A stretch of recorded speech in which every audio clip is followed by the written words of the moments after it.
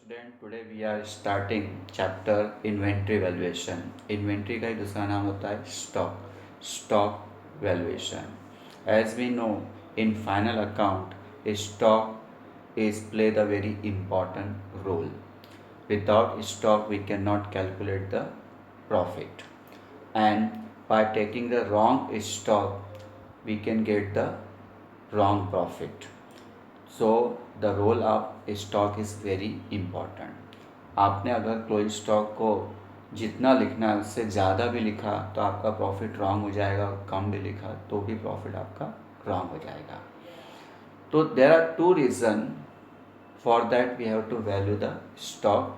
First reason is to find the correct amount of the profit, and second reason is to show the correct amount of assets. Means our balance sheet must show the true and fair value.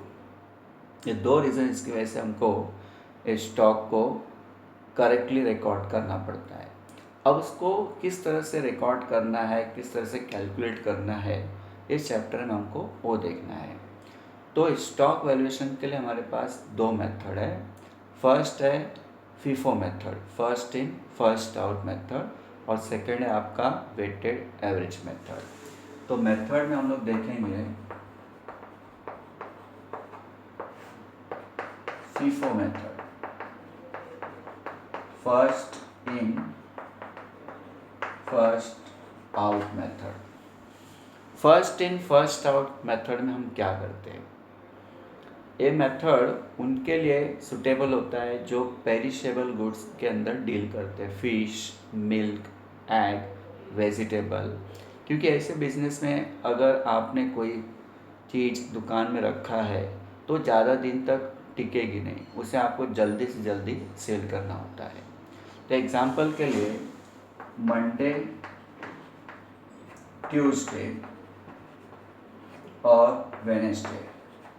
Monday को मैंने 100 units ला के दुकान में रखा, Tuesday को 200 units ला के रखा, और वेडनेसडे को मैंने 500 यूनिट्स ला के रखा।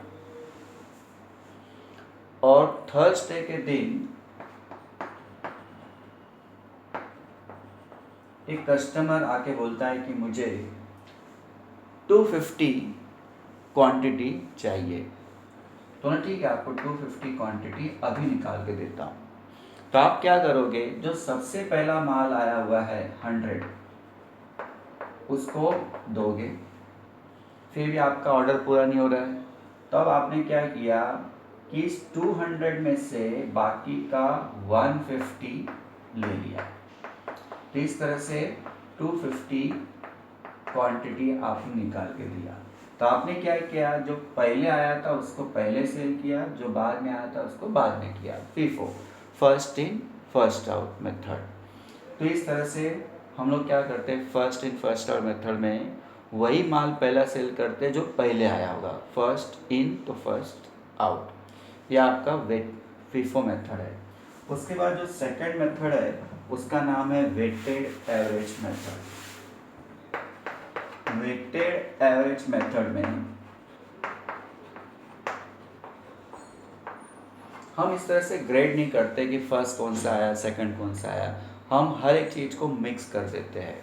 एग्जाम्पल के लिए हमने 100 यूनिट्स 10 रुपीज़ के हिसाब से खरीदा, ये 1000 हुआ। फिर मैंने 200 यूनिट्स 20 रुपीज़ के हिसाब खरीदा, तो 4000 हुआ। लेकिन जब हम लोग गोडाउन में लिखेंगे तो गोडाउन में सीधा 5000 लिखेंगे और एक 300 लिखेंगे। अब रेट कैसा निकालेंगे, तो 5000 में 300 डिवाइड कर देंगे तो आपको रेट मिल जाएगा 16.67। तो ये जो रेट हुआ इसको बोलते हैं हम लोग average rate.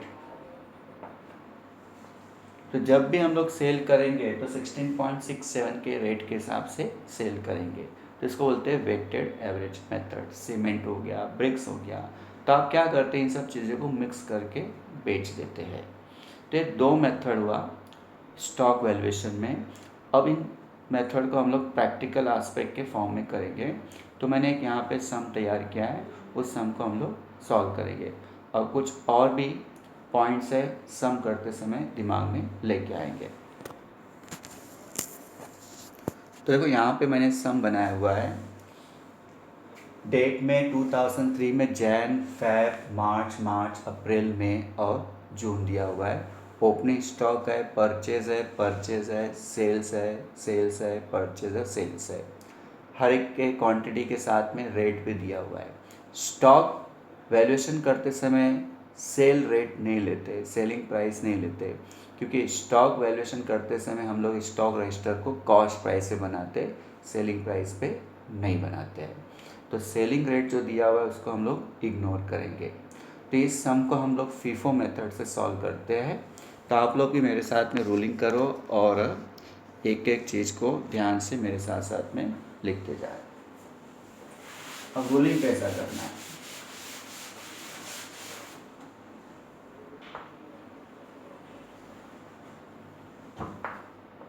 Date, particulars, purchases, sales और लास्ट में आपका बैलेंस जो आया उसको बोलते हैं स्टॉक बैलेंस। अब परचेज को 3 सेक्शन में डिवाइड करेंगे, सेल्स को 3 सेक्शन में डिवाइड करेंगे,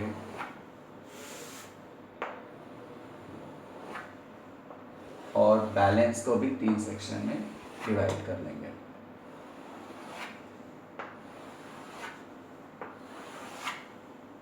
ऊपर लिखेंगे कंपनी का नाम, बराबर, स्टॉक रजिस्टर या लेजर अंडर फीफो मेथड। ठीक है। डेट, पर्टिकुलर्स,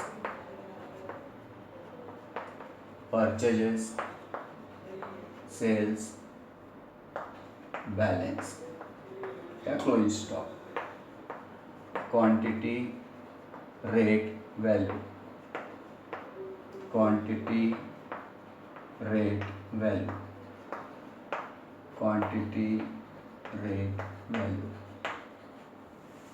ठीक है। तो सबसे पहला 2003 जैन 1 हमारे पास ओपनिंग स्टॉक है। तो ओपनिंग स्टॉक सीधा गोडाउन में जाके लिखेंगे हम लोग। क्वांटिटी था 1500 और रेट है 22। तो 1500 इंटू 22 33,000 ये हो गया। अब इसको क्लोज कर देंगे। ये उसके बाद में 5th फैब है, परचेजेस है। तो परचेज कॉलम में लिखेंगे 750 और रेट दिया हुआ है 25 का। तो 750 इंटू 25 यह आपका हो गया 18,750। अब फीफो मेथड इसलिए आपको देखना पड़ेगा कि पहला जो आएगा उसको आपको पहले लिखना है, उसके बाद जो आया 750 उसके नीचे लिखना है। तो रेट हो गया 18,000, वैल्यू हो गया 18,750। तो ये हो गया आपका 2250 और ये आपका हो गया 750 1451 750 और इसको क्लोज कर दिया। ठीक है। अब उसके बाद नेक्स्ट 10th मार्च को फिर से परचेज है। परचेज 600 है, रेट दिया हुआ है 22। तो 600 इंटू 22 13,200। अब गोडाउन में जैसे कि पता है कि फीफो मेथड है, तो फीफो मेथड में जो पहले आया होगा फिर बाद में आएगा फिर बाद में आएगा, उसको एक के बाद एक लिखना पड़ता है। तो 1500 पहले आया था, 22 का रेट 33,000। फिर 750 आया था, 25 का रेट 18,750। और जो अभी नया नया आया 600 उसको सबसे नीचे लिखेंगे 22 का रेट 13,200। अब इसका हम लोग टोटल मार देंगे। तो 1500 प्लस 750 प्लस 600 ये हो गया आपका 2850। 33,000 प्लस 18,750 प्लस 13,200 ये आपका हो गया 64,950। ठीक है। अब उसके बाद में 15 मार्च को सेल होता है। 15 मार्च सेल, सेल कॉलम में जाके लिखेंगे सेल हो रहा है 1800। अब 1800 सेल करना है तो हमारे पास गोडाउन में फीफो मेथड यूज़ कर रहे थे, जो सबसे पहला आया था उसको लिखेंगे 1500, उसका रेट है 22 का, तो हो गया आपका 33,000। फिर भी आपका ऑर्डर पूरा नहीं हो रहा है, 1800 है, 1500 ही अभी तक मिला है। फिर इसमें से लेंगे 750 में से 300 उठाएंगे तो जाके 1800 हो जाएगा, और रेट है आपका 25 का। तो 300 इंटू 25 7,500, क्या आपका ये 1800 हो गया, और ये आपका हो गया 40,500। 40,500 1500 सेल हो गया, 750 में से 300 चला गया तो बचा 450, इसका रेट है 25 का, तो ये हो गया आपका 11,250। 600 को हाथ नहीं लगाया, उसको एज इट इज़ रखा तो 13,200, तो ये हो गया आपका 1,050 और 24,250। ठीक है। फिर 15 मार्च के बाद जो नेक्स्ट है वो 12 अप्रैल को अगेन सेल है, तो 12 अप्रैल को अगेन सेल है। इस समय मार्केट से डिमांड है 750 चाहिए उनको। फीफो मेथड हम लोग यूज़ कर रहे हैं, तो फीफो मेथड में जो सबसे पहला आया है उसको हम लोग सेल करें, तो गोडाउन में भी 450 और 600 है, तो 450 को पहला लेंगे, उसका रेट है 25 का, ये वाला, तो हो गया 11,250। फिर भी 750 पूरा नहीं हुआ है, तो 750 को करने के लिए और 300 बचा है, तो 300 हम लोग इसमें से ले लेंगे, रेट है 22 का, तो ये आपका हो गया 6,600। तो 750 का ऑर्डर पूरा हो गया, और ये हो गया 11,250 प्लस 6,600, तो 17,850। ठीक है। अब 450 चला गया, 600 में से 300 गया, तो बचा कितना 300, रेट है 22 का, तो 6,600। ये हो गया आपका 12 अप्रैल। 12 अप्रैल के बाद 16 मई को अगेन परचेज है।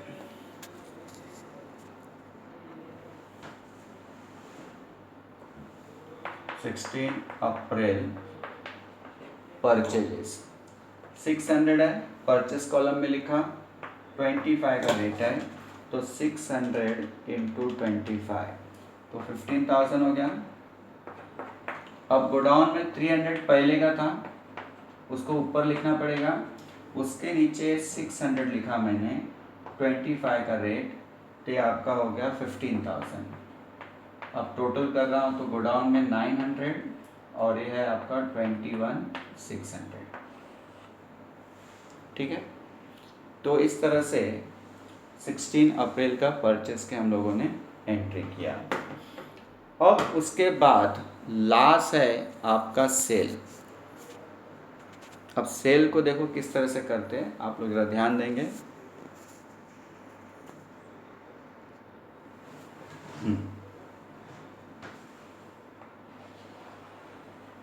ठीक है। तो सेल है 25 जून का है, तो सेल कॉलम में गया। अब 750 का मुझे ऑर्डर आया है, 750 का, और मेरे गोडाउन में 300 और 600 इस तरह के दो माल है। तो फीफो मेथड है, तो सबसे पहला 300 को हाथ लगाऊंगा, रेट है 22 का, ये 6,600 हो गया। फिर भी ऑर्डर पूरा नहीं हुआ, 450 बचा है, तो 600 में से मैं क्या करूँगा, 450 ले लूँगा, रेट है 25 का, तो 450 इंटू 25, तो 11,250 हो गया, बराबर। तो ये हो गया 750 और यहाँ पे हो गया 17,850, 17,850, बराबर 17,850। तो हम लोगों ने 750 को सेटिस्फाई किया 300 लेके, FIFO first in first out, और 600 में से 450 लिया। इसका रेट है 22 का और इसका रेट है आपका 25 का। तो इस तरह से हमारा ये सेल्स पूरा हो गया। अब 300 तो सेल हो गया और 600 में से 450 सेल हो गया, तो अब बचा कितना आपका? 600 में से 450 चला गया, तो आपका बचा है 150, और 600 में से बचा हुआ है तो 150 इंटू 25, तो 3750 आपका बचा हुआ है। 150 बचा, 25 का रेट 3750। तो eight the end of the June month हमारे पास स्टॉक है 150 क्वांटिटी और उसका वैल्यू है 3750। तो हम लोग देखा कि फीफो मेथड करते समय जो सबसे पहला माल आया हम लोगों ने उसको सबसे पहला निकाला, और जो बाद में आया उसको हम लोगों ने नीचे लिखा। तो FIFO first in first out method, selling price का हम लोग नहीं लिखते हैं। तो फीफो से हमने किया तो हमारे पास स्टॉक की वैल्यू आई 3750। तो थोड़ी देर के लिए मैं यहाँ लिख के रखता हूँ, under the FIFO method stock आ रहा है 150 और वैल्यू है 3750। ठीक है, वैल्यू है 3750। अब इसी सम को हम लोग वेटेड एवरेज मेथड से करेंगे। वेटेड एवरेज मेथड में भी रूलिंग वैसा ही होगा, सेलिंग प्राइस को हमको नहीं लिखना है।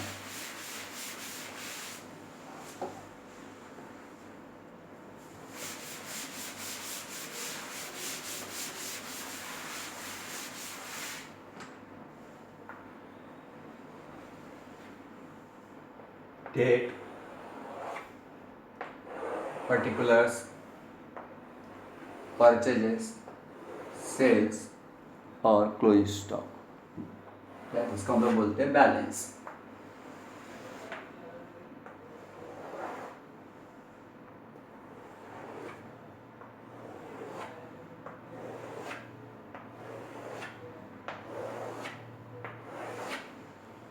तो name of the company, stock register या स्टॉक लेजर, ब्रैकेट में weighted average method, date, particulars, purchases, sales, balance, quantity, rate, value, quantity, rate, value, quantity, rate, value. ठीक है, अब करते हैं हम लोग वेटेड एवरेज मेथड से।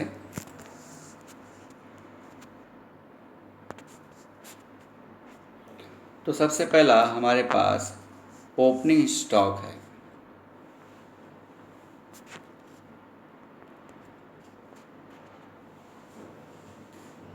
डेट है 2003 जनवरी 1, ओपनिंग स्टॉक।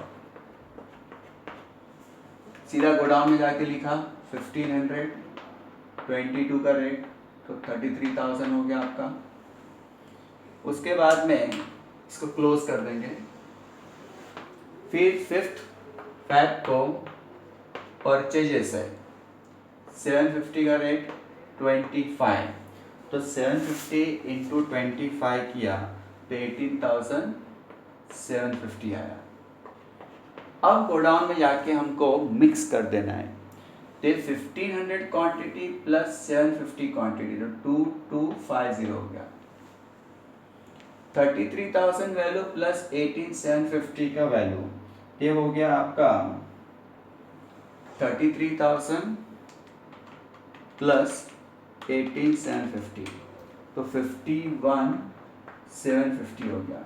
और इस 51,750 डिवाइड बाय 2250 करो, तो नया रेट मिल गया आपको 23 का। ये नया रेट है, this value divide by this quantity.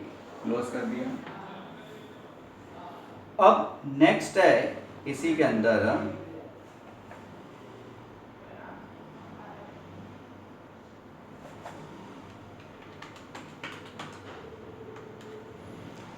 10th March purchase 600 है, रेट है 22 का, तो 600 इंटू 22 ये हो गया 13,200। ठीक है, अब हम लोग गोडाउन में जाएंगे, गोडाउन में मिक्स कर देंगे, मिक्स 2250 प्लस 600 2850 51,750 प्लस 13,200 ये हो गया आपका 64,950। अब 64,950 डिवाइड बाय 2850 किया तो रेट आ गया आपका 22.79। 789 है तो मैंने 79 लिख दिया। ठीक है,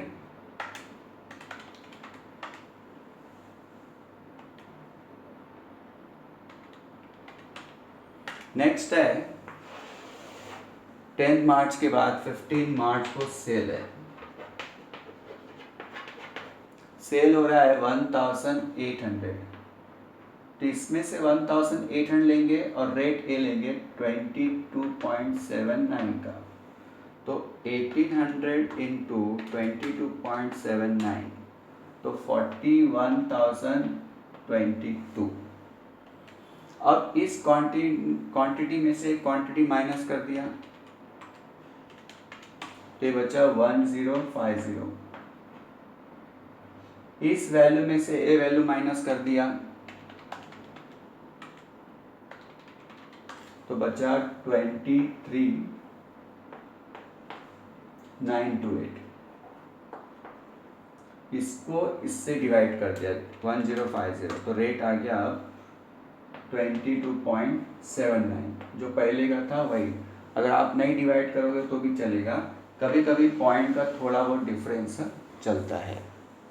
ठीक है, अब 15 मार्च के बाद 12 अप्रैल को अगेन सेल है 750, यहाँ से लेंगे रेट 22.79 तो 750 इंटू 22.79 ये हो गया आपका 17093।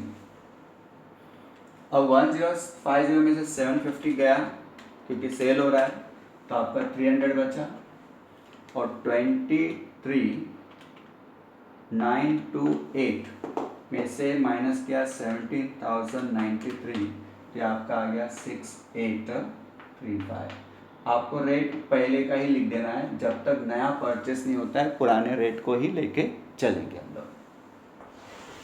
12 अप्रैल के बाद 16 मई आता है, 16 मई को परचेस है 600 है, 25 का रेट है तो 600 इंटू 25 किया तो 15,000। अब गोडाउन में 300 प्लस 600 तो 900 हो गया, 6835 प्लस 15,000 21835 हुआ। अब 21835 डिवाइड बाय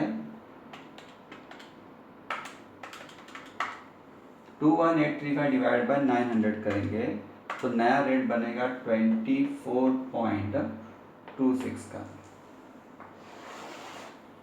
अब लास्ट है 25 जून सेल्स है, रेट लेना नहीं है सेल्स का, क्वांटिटी ले लिया 750। अब ये रेट लेंगे 24.26 का तो 750 इंटू 24.26 तो 18,195 तो 900 में से 750 गया तो आपका बचा 150 और 21,835 में से 18,195 गया तो आपका बचा 3640। आपको रेट यही का यही लेना है 24.26। तो इस तरह से हम लोगों ने देखा कि जब फीफो मेथड से मैंने सम किया तो क्वांटिटी तो उतना ही आया और वेटेड से जब किया स्टॉक 150 आया, लेकिन अगर वैल्यू देखो तो फीफो से 3750 था लेकिन वेटेड से कितना आ गया 3640 आ गया। तो फीफो मेथड से सम किया, वेटेड एवरेज मेथड से सम किया, दोनों केस में आपने देखा होगा कि सेलिंग प्राइस को हम लोग नहीं लेते। तो इस तरह से मैंने एक ही सम को फीफो मेथड से सॉल्व किया और वेटेड एवरेज मेथड से सॉल्व किया। समझो इस सम में उन लोगों ने बोला होता है कि प्रिपेयर द ट्रेडिंग अकाउंट, तो किस तरह से हम लोग बनाते हैं। लेकिन उसके पहले मैं आप लोगों को ये जो वेटेड एवरेज मेथड का सम कराया, इस वेटेड एवरेज के सम के अंदर हम लोग दो मेथड यूज़ कर सकते हैं। ये जो मेथड इसको बोलते हैं परपेचुअल मेथड, परपेचुअल मेथड, और वेटेड एवरेज मेथड को हम लोग पीरियोडिक मेथड से भी कर सकते हैं। मतलब वेटेड एवरेज मेथड करते समय या तो हम लोग परपेचुअल मेथड से सम कर सकते हैं या तो पीरियोडिक से। एग्जाम में कुछ नहीं बोला है तो परपेचुअल मेथड से ही करते हैं। परपेचुअल मेथड में after each transaction we find out the balance, हर एक ट्रांजेक्शन के बाद हमको बैलेंस मिलता है। लेकिन जब हम लोग पीरियोडिक मेथड करते हैं, वेटेड एवरेज मेथड में पीरियोडिक, तो हमको आफ्टर ईच ट्रांजेक्शन बैलेंस नहीं मिलता। उसमें हमको एक पर्टिकुलर पीरियड के बाद ही पता चलता है कि हमारे गोडाउन में कितना स्टॉक है। तो उसको कैसा करेंगे, समझो सम यही है, परपेचुअल मेथड से मैंने कर दिया है और इसी को हमको पीरियोडिक मेथड से करना है under the weighted average method. Exam में ऐसा बोला तो ही करना है, अदरवाइज परपेचुअल मेथड से ही सम करते हैं।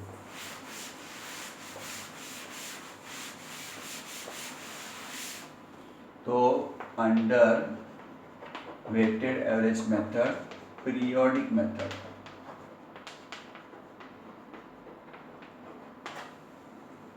तो किस तरह से हम लोग स्टॉक का वैल्यूएशन करते हैं।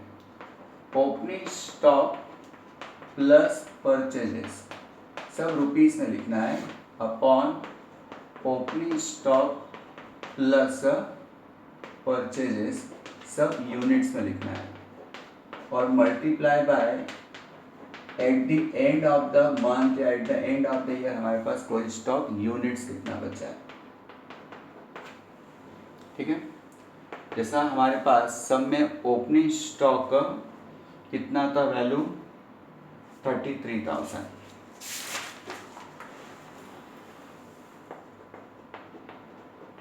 टोटल परचेस कितना था, मतलब 5 Feb को परचेस किया था उसकी वैल्यू, फिर बाद में 10 मार्च को परचेस किया था उसकी वैल्यू, और उसके बाद में 16 मई को परचेस किया था उसकी वैल्यू। ये तीनों परचेस की वैल्यू को आप ऐड कर लो कैलसी में, तो आपको पता चलेगा कि आपने टोटल परचेस किया था। जो सबसे पहले परचेस था वो था 18,750, फिर जब परचेस किया तो 13,200 था, और फिर परचेस किया तो 15,000 था, तो 1,01,250 था। उसके बाद में ओपनिंग स्टॉक का यहाँ वैल्यू लिखा तो उसकी क्वांटिटी थी 1500। परचेस टोटल कितना किया था, 750 प्लस 600 प्लस 600, 750 प्लस 600 प्लस 600, तो आपका परचेस का क्वांटिटी हो गया 1350 और 600 1950। फिर से चेक कर लेते हैं, 750 क्वांटिटी परचेस है, 600 क्वांटिटी परचेस है, और फिर 600 क्वांटिटी, तो 1950 हो गया। और closing stock at the and 150 units था, तो 33,000 प्लस 101,250, तो 134,250, 1500 प्लस 1950, 3450 इंटू 150, तो 134,250 अपॉन 3450 इंटू 150, ये आपका आ गया 5837। ये हो गया आपका periodic method under the weighted average method. अब हम लोग देखते हैं कि ट्रेडिंग अकाउंट समझो अगर बोलता है करने के लिए तो किस तरह से करेंगे। तो ट्रेडिंग अकाउंट का रूलिंग जैसा आपको पता ही है, पर्टिकुलर रुपीस। ये आपका ट्रेडिंग अकाउंट है, अंडर फीफो मेथड करना है। तो डेबिट साइड में सबसे पहला क्या आता है, ओपनिंग स्टॉक, तो कितना है 33,000 है। फिर परचेजेस आता है, टोटल परचेस, तो अभी हम लोग देखा कि टोटल परचेस कितना है 1,01,250 है। उसके बाद सेल्स, अब सेल्स के अंदर वो सेलिंग रेट हमको यूज़ करना पड़ेगा। तो अगर आप क्वेश्चन में देख रहे हैं तो हमारे पास सेल्स 1800 इंटू 30 है, तो 1800 इंटू 30 मेमोरी में डाल दिया। फिर इसके बाद में 750 इंटू 31 है, मेमोरी में डाल दिया। और उसके बाद में 750 इंटू 32 है, मेमोरी में डाल दिया। तो टोटल सेल्स हो गया 1,01,250।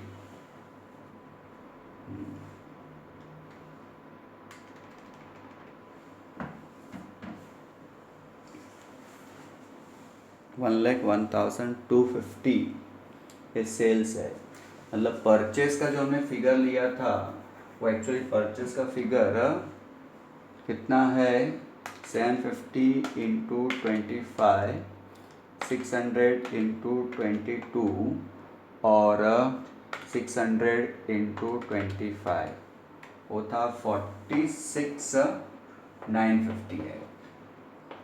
और क्लोजिंग स्टॉक फीफो मेथड से कितना आया था 3750।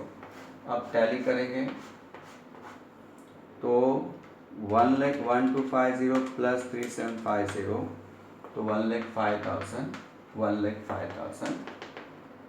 अब यहाँ पे आपका आ गया gross profit credit down 33,000 minus 46,950, तो ये प्रॉफिट हो गया 25,050। ठीक है, ये फीफो मेथड हो गया। अगर इसी को वेटेड एवरेज मेथड से करना है तो opening stock same, purchase same है, सेल्स सेम है, बस क्लोजिंग स्टॉक जो हम लोगों ने फीफो मेथड से 3750 निकाला था, वेटेड से कितना आया 3640 आया हुआ है। अब इसका टोटल मार देंगे तो 1,01,250 प्लस 3640, तो आ गया आपका 1,04,890, 1,04,890। तो उसमें 33,000 गया माइनस 46,950 गया, क्या आ गया 24,940। तो इस तरह से ये वेटेड एवरेज मेथड से किया। इस सब में कभी कभी बोलते हैं calculate the cost of goods sold.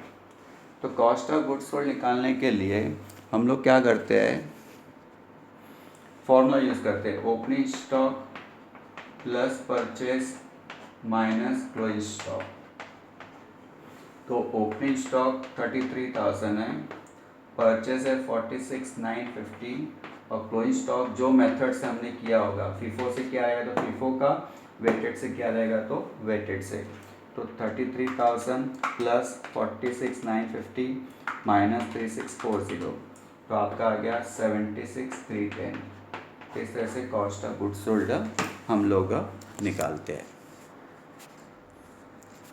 थोड़ा सा करेक्शन है, जब हम लोग ने वेटेड एवरेज मेथड से सम किया था और उसके अंदर पीरियोडिक मेथड किया था, तो वहाँ पे हमने परचेस का जो अमाउंट लिखा था बाय मिस्टेक हम लोग ने सेल्स का अमाउंट लिख दिया था। तो एक बार मैं वापस से आप लोगों को यहाँ पे करके बता देता हूँ। तो वेटेड एवरेज मेथड में पीरियोडिक मेथड तो किस तरह से किया था, opening stock plus purchases in rupees upon opening stock plus purchases in units into closing stock in units. Opening stock 33,000 है, टोटल परचेजेस जैसा भी हम लोगों ने देखा कि टोटल परचेज है 46,950, वहाँ पे गलती हो गई थी अगर याद रखिएगा, और क्वांटिटी में है 1,500 और टोटल क्वांटिटी ऑफ परचेज जो है हमारे पास 750 प्लस 600 प्लस 600, तो 1950 है, और क्वांटिटी हमारे पास बचा है 150। तो 33,000 प्लस 46,950, तो 79,950 अपॉन 1500 प्लस 1950, 3450 इंटू 150। ये हो गया आपका 79,950 अपॉन 3450 इंटू 150, तो आंसर आ गया 3476 रुपीज़। जरा आप करेक्शन कर लेना उसको। तो हम लोगों ने देखा पूरा चैप्टर किस तरह से सॉल्व किया कि स्टॉक वैल्यूएशन में फिफो मेथड से सम किया, वेटेड एवरेज मेथड से सम किया। वेटेड एवरेज को करते समय दो मेथड है, परपेचुअल मेथड और पीरियोडिक मेथड। परपेचुअल मतलब ही हम लोग को after each transaction we can know the balance stock, लेकिन पीरियोडिक में आप पर्टिकुलर डे पे जाके स्टॉक वैल्यू करते हो। तो ये पूरा चैप्टर को मैंने क्लियर कर दिया, आप लोग ध्यान से कीजिए। कोई भी डाउट होगा तो आप मुझे फ़ोन कर सकते हैं। Thank you for watching this clip from the Rakesh sir.